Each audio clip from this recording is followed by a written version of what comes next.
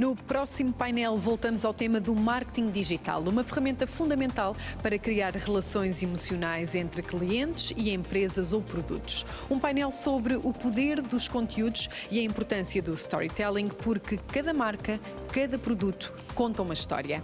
Vamos também saber qual a melhor forma de planear e executar campanhas usando múltiplos canais digitais e, fundamental, falar sobre a forma como podemos potenciar a marca Portugal lá fora, o selo Made in Portugal, sobre o qual já falámos tanto aqui esta manhã. Um painel com moderação de Filipe Gil, editor do Diário de Notícias, que pode acompanhar a partir de agora.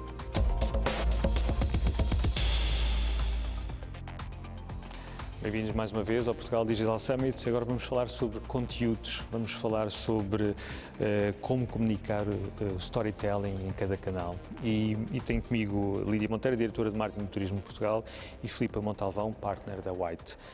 Lídia, comece por si. Uma grande curiosidade em saber como é que o turismo de Portugal está a contar histórias do nosso país, sobretudo porque, mais uma vez, é inevitável não o falarmos, vivemos numa pandemia, mais uma vez porque o turismo tem sido muito afetado por esta questão do Covid-19, e como é que se conta uma história para fora, e depois já iremos falar para dentro, e como é que se poderá fazer e como é que as agências estão a ajudar a fazer a contar essa história mesmo. Como é que se conta esta história do Portugal nesta altura? Em primeiro lugar, acho que é importante perceber que no Turismo de Portugal temos uma estratégia de comunicação do destino turístico, uma estratégia que tem um propósito forte, o propósito de receber bem todas as pessoas e de respeitar as diferenças, e uma estratégia que também está assente em 10 ativos estratégicos que o mais importante são as pessoas. Esta estratégia, de alguma forma, permitiu-nos ter a flexibilidade e a agilidade para nos adaptarmos às oscilações da procura, mas, acima de tudo, neste momento, aos desafios que esta pandemia está a fazer-nos ter todos os dias. E, em primeiro lugar, estamos muito focados na produção de conteúdos que sejam relevantes para as pessoas, que sejam pertinentes, que sejam úteis e que sejam atuais. E, por outro lado, também de segmentar cada vez mais a comunicação para que justamente as pessoas recebam informação ou recebam mensagens que tenham que ver naturalmente com as suas aspirações, tenham que ver com aquilo que mais desejam. Desde o primeiro momento entendemos que não iríamos parar de comunicar e quando o país confinou, toda a Europa confinou, lançamos no primeiro momento uma mensagem de esperança com o Can't Skip Hope, que nós próprios não tínhamos previsto ter o impacto que teve e que correu o mundo, esta mensagem de esperança que lançamos no primeiro momento, mas depois também convidamos as pessoas a explorar Portugal desde casa, e a nossa equipa de conteúdos em teletrabalho exigiu que esta equipa tivesse a produzir muitos novos conteúdos para todo o ecossistema digital do Visit Portugal, mas também para, por exemplo, a campanha Ler Portugal, que tem uma versão também lá para fora, Read Portugal, convidava e convida as pessoas a visitar o nosso país através das palavras e através das histórias dos nossos escritores. Enfim, são apenas alguns dos exemplos de abordagens que temos feito neste momento que estamos e que todos estamos a viver. Claro, não houve assim uma direção para aquilo que se tem falado e que se tem lido em vários órgãos de comunicação social, que o turismo virou-se um pouco para dentro, para os portugueses, uma forma, já que as viagens ficaram limitadas, digamos assim, tiveram que alterar muito na vossa estratégia de marketing? Tiveram que alterar muito os conteúdos ou foi relativamente fácil essa readaptação não tanto da mensagem, porque o país é o mesmo, a beleza é o mesmo, os valores são os mesmos, certamente, mas para um público que tinha essas coisas à porta de casa e que se calhar muitas vezes não percebia que as tinha? É verdade que este momento colocou o turismo interno e o turismo de proximidade num patamar que naturalmente também nos levou a encontrar mais conteúdos de comunicação para os portugueses, que são mais exigentes naturalmente, porque eu sou o seu próprio país, não é? E os portugueses conhecem o seu país ou pensam que conhecem o seu país. E aqui a nossa missão foi um bocadinho de tentar que os portugueses descobrissem um país que afinal é o melhor destino turístico do mundo e nos últimos 3 anos ganhou este estatuto e foi,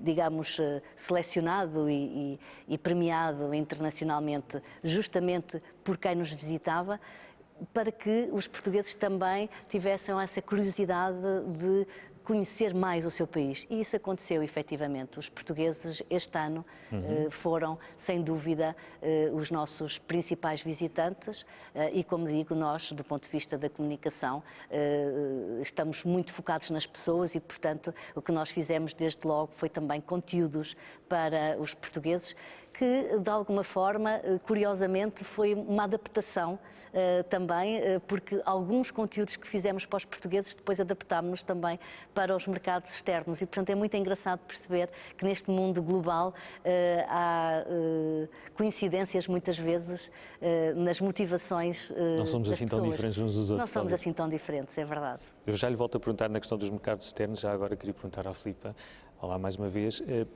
como é que se põe emoção numa campanha? Como é que tem vários meios, tem vários canais, mas estamos aqui a falar sobretudo no digital, como é que se, e sobretudo neste tempo, e permita-me a repetição de que vivemos de pandemia, mas é o facto de que vivemos ainda, estamos a passar por isto e mexe com todas as áreas, como é que se consegue transmitir emoção para o lado de lá? É mais fácil, é mais difícil, o consumidor está mais desconfiado, está mais receptivo. Como é que vocês o conseguem fazer? Bom, antes de mais, a pandemia, eu costumo dizer que foi um projeto sem briefing. Verdade. Ou seja, ninguém antecipou e ninguém estava preparado para o que aconteceu e para o que ainda está a decorrer. Portanto, o que eu sinto acima de tudo é que, de repente, em termos de agência criativa, o grande desafio não só de dar resposta a todas essas emoções que de repente têm que estar a ser passadas, mas também nós próprios de repente também somos uma marca e uma empresa com colaboradores e com equipas a ter que passar isso também para dentro, para nós próprios. Portanto, eu acho que na realidade eu não posso dizer que foi assim tão difícil, porque o desafio foi grande. Mas a emoção era real e todos estávamos a viver a mesma coisa. Ou seja, o que de repente uma marca estava a passar para o seu consumidor era o mesmo que uma empresa tem que passar para os seus colaboradores e é o mesmo, ou seja, toda esta emoção que eu acho que no início da pandemia foi muito caracterizada por tentar passar aqui alguma tranquilidade, alguma calma, manter a proximidade, ainda que ela não exista fisicamente, portanto, todos estes fatores que caracterizaram todas as campanhas e todos os projetos, seja ele de comunicação interna ou externa, porque isto aconteceu muito também para dentro das próprias marcas, era transversal. Portanto, eu acho que é muito mais fácil passar este tipo de emoções, mesmo em canais digitais, não é? Quando estamos todos a viver o mesmo, do que se calhar termos um foco específico que temos que tentar fazer passar como uma ideia única. Aqui não, aqui tínhamos obviamente uma circunstância natural que infelizmente todos nós fomos impactados por ela e portanto eu acho que nesse aspecto conseguimos chegar mais facilmente às pessoas. Estávamos emotivamente mais disponíveis. Sim, claro. Claramente mais disponíveis, mais emocionais. Claro. Também, e portanto eu acho que nesse aspecto os canais digitais funcionaram, procuraram-se muito soluções de colaboração, passar tudo aquilo que a pandemia nos retirou e que o digital acabou por complementar. Aproximar as pessoas que estavam separadas. Claro, o digital serviu, acima de tudo, para nos aproximar. E o digital é claramente um canal que ao longo dos tempos tem sido muito discutido, da proximidade versus outros elementos que muitas vezes, às vezes as pessoas colocam em causa e que neste momento veio provar que o digital pode nos aproximar. O digital pode ser um veículo claramente de comunicação, é o futuro, agora a forma como lidamos com ele. Portanto, tentar que esse digital seja para nós uma maior proximidade, que permita ter com os nossos colaboradores e com os nossos clientes e com as nossas marcas mais proximidade. Eu, enquanto consumidora, senti-me próxima das marcas que consumo e também consegui transmitir isso aos meus clientes, portanto... Mas falámos nesta primeira fase, que é interessante, estávamos todos nessa primeira fase emocionalmente mais disponíveis. Notou uma evolução na forma como as pessoas, o consumidor, como lhe quiser chamar, foram recebendo essa mensagem? Começou como algo mais emotivo e depois teve que normalizar, ou ainda nota que ainda há um lastro de emoção que todos nós estamos a viver? E que vocês, obviamente, sim, estrategicamente, trabalham. Eu acho que, claramente, nós podemos, se calhar, caracterizar a emoção com várias fases. Eu acho que houve uma primeira fase em que a emoção era mais a ansiedade e, portanto, a comunicação tinha que ser no sentido mais de tranquilizar e, portanto, dizer que estamos juntos, porque estamos todos nisto, não é? E não é todos Portugal, é todos o mundo. Portanto, teve que haver esse tranquilizante para percebermos que estamos todos juntos, estamos todos de mão dada a tentar passar isto. Depois, então, tentar novamente incutir confiança às pessoas, ou seja, acredito que o vosso desafio foi gigante, mas realmente tentar incutir confiança. Eu ainda antes disto começar estava precisamente a perguntar à Lídia se realmente reconhecem que hoje os portugueses são novamente confiantes e adotaram Portugal como o seu país de destino. Mas teve que haver essa mensagem, teve que haver essa comunicação de saiam, voltem a sair, com confiança. Portanto, essa emoção eu acho que pode ser, se calhar, desdobrada primeiro num momento de ansiedade, depois num momento de incutir confiança, depois tentar passar agora o que é esta nova normalidade, porque isto vai continuar assim, se calhar, durante mais alguns tempos e, portanto, a emoção são precisamente vários estágios que eu acho que nós estamos a passar desde que tudo isto começou.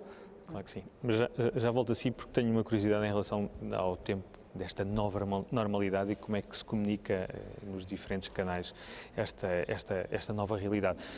Pegando também naquilo que disse, como é que vocês estão a avaliar esta questão dos portugueses seguirem estes vossos conselhos, entre aspas, de viajar mais cá para dentro, de consumir mais Portugal? Como é que vocês estão a avaliar já temos alguns meses desde que iniciou esta campanha, desde que iniciou esta forma de comunicar, não muito diferente, porque foi readaptada, como disse. Como é que vocês estão a sentir que os portugueses, e depois tenho que lhe perguntar o que é que estão a sentir dos mercados externos, mas por agora, dos portugueses, como é que estão a responder ao vosso desafio, digamos assim? Na verdade, os dados respondem claramente à questão que coloca. Este ano o turismo interno foi sem dúvida essencial, foi essencial para as empresas turísticas em todos os territórios e isso é evidente.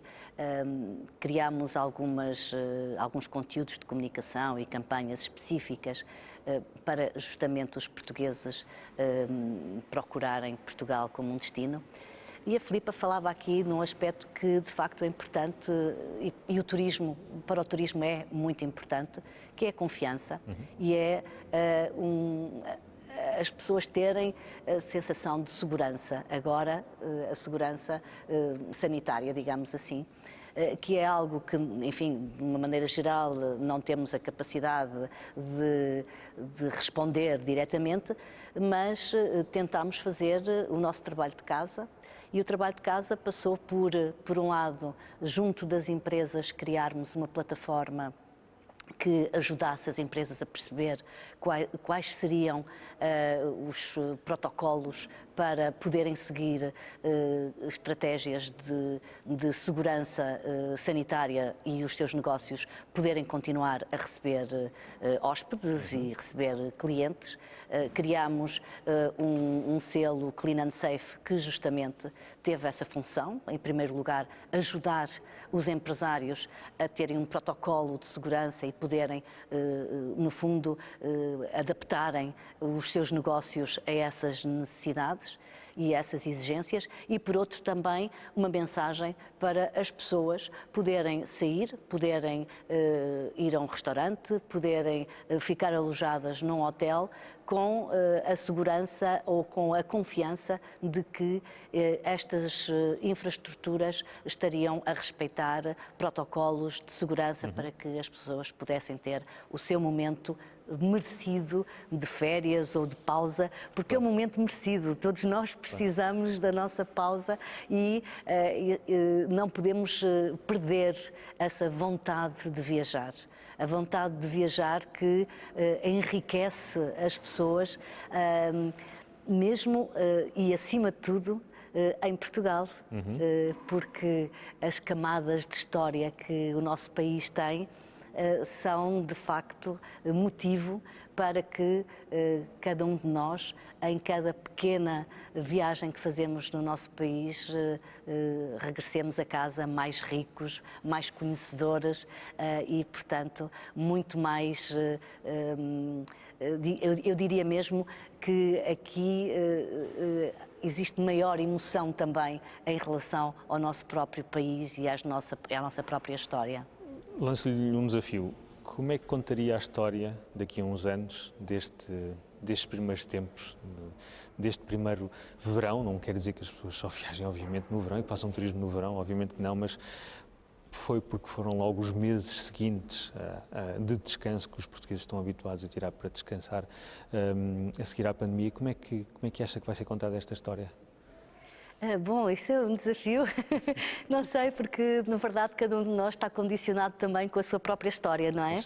E portanto, do ponto de vista geral, olhando um pouco eu diria para trás, que é uma história de resiliência, eu acho que é uma história de esperança também, acho que é uma história de que não baixamos os braços, eu acho que desde o primeiro momento pensámos temos que continuar e temos que fazer alguma coisa e isso julgo que é transversal a toda a sociedade portuguesa, tanto as empresas como as instituições públicas, as pessoas em geral. Eu julgo que é uma história de resistência, de resiliência e de esperança. Acho que era assim que a contaria. Muito bem. Filipe, e neste momento, tal como há pouco lhe perguntava, como é que se comunica com as pessoas numa altura em que já passou a questão do susto, já do medo, da questão emotiva, já se calhar existe alguma saturação. Como é que se consegue contar uma história que as pessoas se mantenham ligadas? E já agora perguntava-lhe se não tem algum exemplo, sem mencionar marcas ou clientes, obviamente, que nos possa indicar de alguma coisa que tenha funcionado nesta altura, que eu acho que era interessante saber. Alguma campanha, alguma estratégia que vocês tenham feito? Sim. Bom, acima de tudo, neste momento a comunicação está muito focada, ou seja, eu acho que toda a sociedade eu acho que o mundo em geral está um bocadinho saturado de ouvir as palavras pandemia, Covid, etc. Ou seja, há aqui alguns temas que começam a ser delicados de colocar sempre na comunicação. Já sabemos que isto vai ainda durar algum tempo, já sabemos que vamos ter que continuar a ter alguns cuidados, já sabemos que... E, portanto, vamos ter que viver com isto da melhor forma, não é? E mantermos, lá está, a fazer a nossa vida o melhor que se consegue. O mais normal possível. O mais normal possível. Este novo normal é comunicado hoje em dia já como um normal. Ou seja, vamos continuar a andar para a frente, vamos ser resilientes, E, portanto, eu acho que neste momento a comunicação está a ser feita muito do ponto de vista... Primeiro, acho que há aqui um olhar a curto prazo, que eu acho que é uma coisa que se calhar mudou. É aquela ideia de olharmos para tudo a longo prazo e da estratégia ser uma estratégia a 3 ou 5 anos. Neste momento as coisas estão a ser feitas mais em short term. E eu acho que faz sentido, porque realmente nós também nos adaptámos tão bem, mas tão rápido, sem briefing, como nós costumamos dizer, que eu acho que neste momento esta é uma das diferenças que nós sentimos. É tudo tem um curto prazo para acontecer. Tem que ser rápido, porque é agora que isto está a acontecer, portanto não vale a pena eu fazer uma campanha e pensar nela para daqui a 6 meses, porque eu não sei o que é que... Claro. O que é que está a acontecer daqui a 6 meses? Portanto, todo este género de planos de comunicação que tinham um longo prazo para duração e para implementação, neste momento não estão tanto a acontecer. Portanto, as coisas estão a ser mais cirúrgicas, mais imediatas e, portanto, quando me pergunta alguns exemplos, acima de tudo o que eu sinto é isto, ou seja, tudo o que são estratégias a longo termo estão a ser feitas de um ponto de vista mais curto, estão a ser feitas com uma implementação mais rápida, mais curta e para o momento que vivemos agora. Se pensarmos, então, e o que vamos fazer para março? Começamos a pensar nisto em janeiro, em fevereiro. Ou seja, nós temos que esperar para perceber como é que estamos nessa altura, para saber que tipo de comunicação é mais adequada. Obviamente que, se me perguntarem, quer dizer, os canais de comunicação estão claramente a ser altamente privilegiados, se já eram antes, agora estão cada vez a ser mais. E, acima de tudo, as marcas, do ponto de vista de storytelling, estamos a ir buscar... As pessoas querem tudo mais, o que seja verdadeiro. Ou seja, eu quero a sua história não porque ela me vai soar bem, mas porque ela é a verdade. Ou seja, porque ela é verdadeira. E, portanto, eu acho que... Menos sonhadora, talvez, do que tínhamos há uns meses antes? Eu não digo sonhadora porque se eu tiver uma história que seja sonhadora, então eu conto-a. Mas o que eu quero dizer é, do ponto de vista de marca, as pessoas procuram algo que seja realmente, que tenha acontecido ou que esteja para acontecer e não algo que se calhar seja tão aspiracional. Eu acho que neste momento as pessoas procuram mais histórias reais. Se calhar porque tudo isto que nos aconteceu foi bem real. Claro, e, portanto, claro. Acho que nesse aspecto é isso. Portanto, eu acho que do ponto de vista de campanhas e de ações, acima de tudo, a ideia de curto termo, curto prazo. Ou seja, estamos claramente a falar para coisas que estão a acontecer agora e a trabalhar para coisas que estão a acontecer daqui a uns meses e não daqui a 1 ano ou 2, como se calhar nos habituámos sempre a trabalhar, a fazer estratégias a longo prazo. Embora já tivéssemos falado nisso, nesta conversa, eu queria reforçar. Viu um incremento no canal digital, ou seja, percebeu que talvez seja por aí que os portugueses, e estamos aqui a falar do mercado português, queiram mais receber a mensagem, mais do que anteriormente. Perdão. Mais do que anteriormente, até porque não nos vamos esquecer que, do ponto de vista de marcas de consumo, o canal digital já era claramente um canal privilegiado.